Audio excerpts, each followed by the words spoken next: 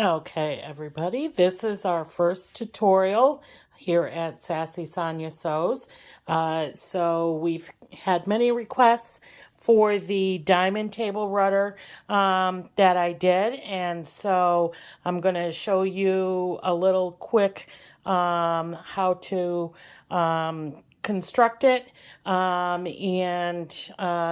just some easy things to follow. So remember, this is our first one. So let's dive right in and see how it is.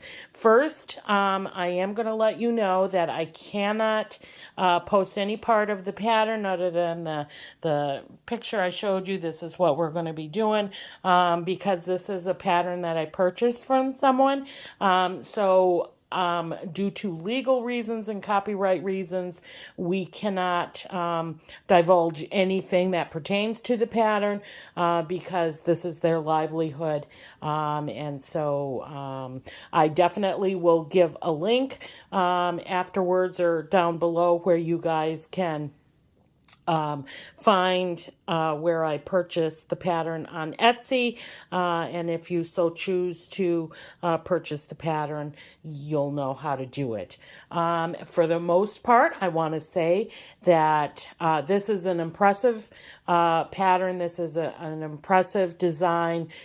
It's almost as if it's going to be a statement piece on your dining room table. And I am going to tell you that once we go through how to actually construct it, it's 9/10 of an optical illusion. So as you see here, we have laid out the different parts of the table runner that are used in the pattern. We have here and here some of the setting triangles is what they are called if you're new to quilting and not really sure. Then we have some background. I know you can't really tell. Well, maybe you can a little bit. But there is, this is called a tone-on-tone, and this is also referred to as the background fabric. So all of these three are the same fabric. Of course, I always starch my fabric. The things that I do not starch are pre-cuts, such as layer cakes, charm packs, jelly rolls. I don't starch any of those. I do starch fat quarters. So this, and this all came from the same fat quarter bundle. This I got as yardage from one of my like to shop places. So these are all of the parts of that we're going to be using. And if you remember, refer back to the Christmas one, I like to see variety in my patterns. So I had two of them were the same, and then the center one was different, and then the outside ones were the same. So now what I'm going to do is get things laid out, so I'll be right back. Okay, so now I'm back, and you can see that I've got the different sections of the table runner laid out. If I pan out, you can see that actually this one here is this middle section here. And so this black, if I turn the camera a little bit that way, you can see it. Now I'll show you all a bigger view of it. But you can see how the different things are. Let me go this way.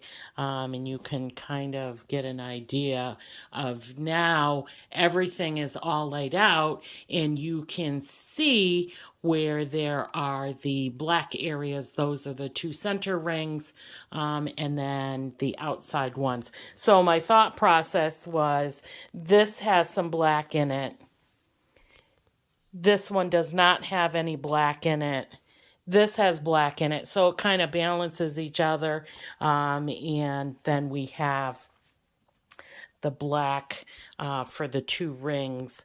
I'm just trying to give you guys a good view of what it looks like, and overall I don't have a fancy studio like some of the YouTubers, so you can see how the little squares all lay out, and you can see before it is sewn what I'm talking about when I say that it's all an optical illusion, because it's just these little squares that are all set next to each other.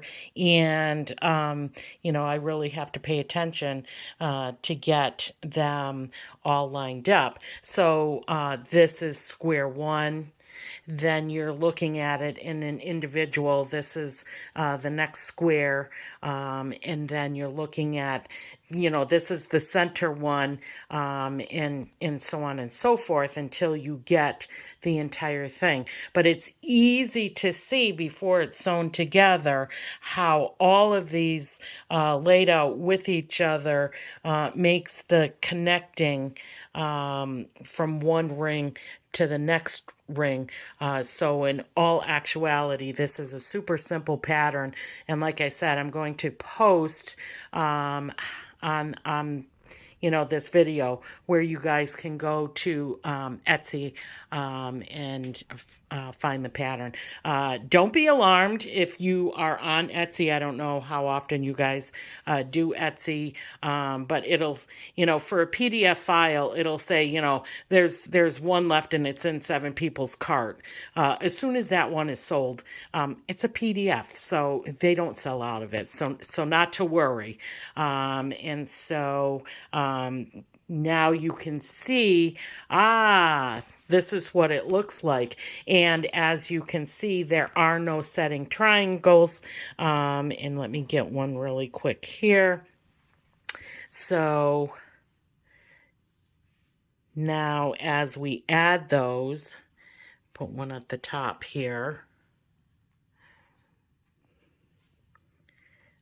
So now it's coming together as, and what I did before we started filming this for you guys is I put all of the right side up for especially the tone on tone, because if I'm not paying attention, I get that backwards, and you sew it together and it's on there upside down, you can tell. I've had that happen before. So I had to, it was actually a little baby quilt that I had to get my tone on tone right side up, because it gives a different kind of shine to the completed project, and it's noticeable when you get that on there upside down. So here we go.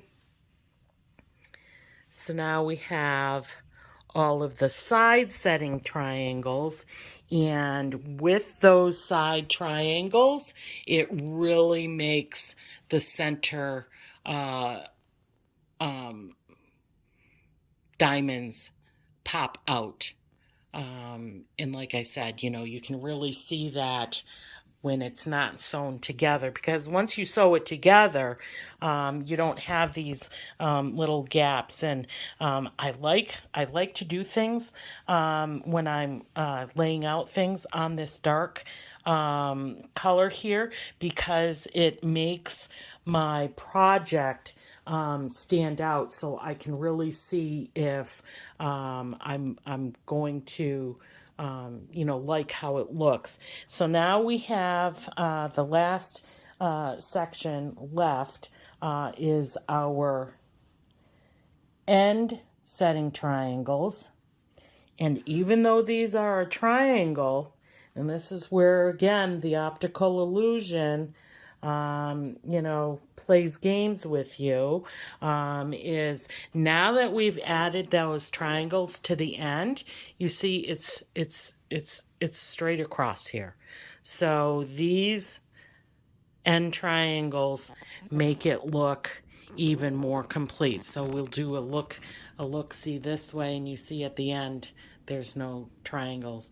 But now it's really starting to come together. So let me sew things up, and so I can show you a little bit of how you really have to pay attention to the pattern when you're sewing them together, because if you get you have to sew these together before you can get this setting triangle on. If you sew it out of sequence, then it's like, how do I get these setting triangles on? So again, I have to pay attention to my sewing, because I have to study it in order to get all of the stuff in the right placement. Otherwise, I'm ripping. So let me do some sewing, and then we'll be back again. Okay, so now I've got some different stages for you. So this is, of course, the beginning part. I've left the end triangles here. So the directions tell you to sew, obviously, these together, and it's a little bit for your brain to grasp, because you know that you should be sewing something that looks like this, straight, but this is on a diagonal, so it's like, can I do that? Yes. So you sew the rows together. It suggests that you do 2 rows at a time. So I've got the 2 rows at a time. The setting triangles are still here. Then we have 2 rows that are actually sewed together. And you see how it starts to shrink up once you get your rows sewed together. Still, the 2 rows are sewed together, and we have a setting triangle. And then we get here, the next row, 2 rows you'll see are sewed together, and then we have a setting triangle sewn on the bottom and one sewn to the top. And then the last section, what I've done for you is it's actually the last little diamond. So there's 4 rows that are sewn together, and then it has 2 setting triangles completed. So as you're going through, you line up your rows together, and then so that it starts to look more like the table runner. So we've got, so you take section by section. Remember I said, that there's certain steps that you have to go through in order to get it all to work out. So as we progress down here, we get more and more and more of the sections sewn together. And so that's that in stages. So you have what it looks like to have a couple of rows sewed together, and then you have some setting triangles. And then as you sew the rows together, it starts to form something that's straight across at the top.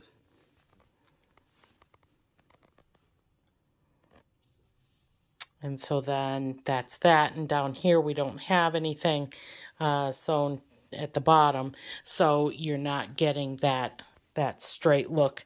As you look here along this side, you see that it starts to look more like a table runner. And then there's not the setting triangles at the bottom. So I'll be right back, and I'll show you what it looks like once it's all sewn together. Okay, and so now we have the finished product here. We've got an end And so you see that by sewing on the, let me get a good angle here for you. By sewing on the setting triangles, it makes everything all square here. Move it down a little bit.